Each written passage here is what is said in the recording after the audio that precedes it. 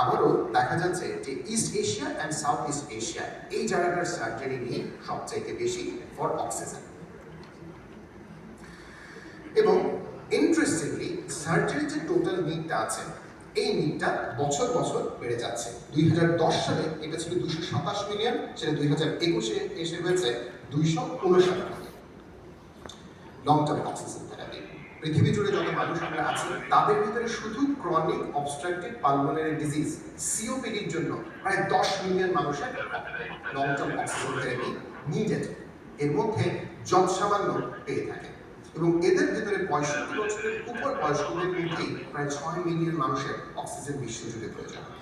এবং আমরা যখন এই নিডটা নিয়ে চিন্তা করছিলাম যে বোধ হয় একটু পৃথিবীর উত্তরাঞ্চলে এই নিডটা বেশি পাবো, অবাক হয়ে লক্ষ্য করলাম এই নিডটা আসলে বেশি হচ্ছে এই ইস্ট এশিয়াতে এবং এই সাউথ ইস্ট এশিয়াতে। So even for long term oxygen therapy, যেটা নিয়ে আমরা বাংলাদেশে এবং আমাদের মতো এলাকায় প্রায় কথাই বলি না, সেটার জন্য we have the second largest burden in the world.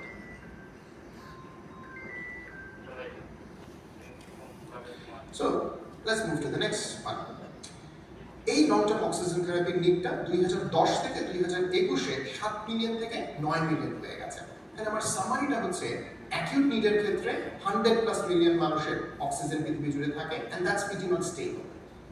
কিন্তু সার্জারি এবং ক্রনিক অক্সিজেন নিডটা দিন বেড়েই যাচ্ছে এবং আমাদেরকে we have to be careful in devising our strategy to how we really deal with it.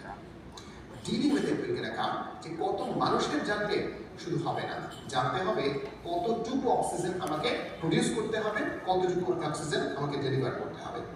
এটা করার জন্য আমাকে মানুষগুলোকে অক্সিজেন ভলিউম বা পরিমাণে রূপান্তর করতে হবে। চলুন রূপান্তরের সেই প্রক্রিয়াটা দেখে আসি। আমরা যদি জানি যে 100টা মানুষের অক্সিজেন প্রয়োজন, তারপরে যদি জানি যে সেই অক্সিজেনকে তাকে কোন রেটে দিতে হবে, কতক্ষণ দিতে হবে, তাহলে অক্সিজেনের ভলিউম সংখ্যাটা পাওয়া যাবে। তাহলে ওই প্রত্যেকটা ডিজিজ, প্রত্যেকটা এজ গ্রুপ, প্রত্যেকটা কন্ডিশন এবং প্রত্যেকটা জিওগ্রাফির জন্য এই এস্টিমেটসগুলোকে যদি বসিয়ে ফেলা যায়, ওই রকম আরো 100,000+ এস্টিমেট বসে গেলে লং টার্ম অক্সিজেনের ভলিউমটা চলে আসবে। And this are the volume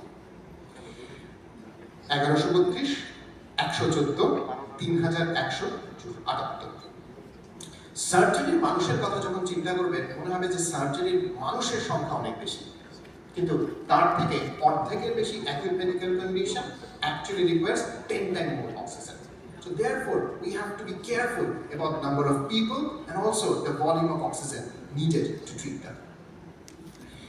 এবং পুরো ছবিটাকে আমরা এই ল্যান্ডসেটের পেপারে এখানে এই ছবির মাধ্যমে নিয়ে আসার চেষ্টা করেছি, যাতে সাউথ ইস্ট এশিয়া হিসেবে আমরা অক্সিজেন নিডের দিক থেকে সকল অক্সিজেন নিড চিন্তা করলে 1 নম্বরে আছি।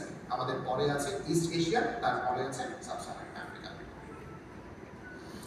এখন এই সংখ্যাগুলো যে এত বললাম, আমার যে এত আবেগ উঠলে আসছে, আপনাদের প্রশ্ন আসতে পারে যে এই এত আবেগই হচ্ছে কেন?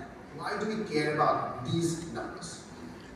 So we care about these numbers because এই মানুষগুলো যদি অক্সিজেন না পায় তাহলে মারা যাবে। তাহলে যার হাইপক্সিমিয়া আছে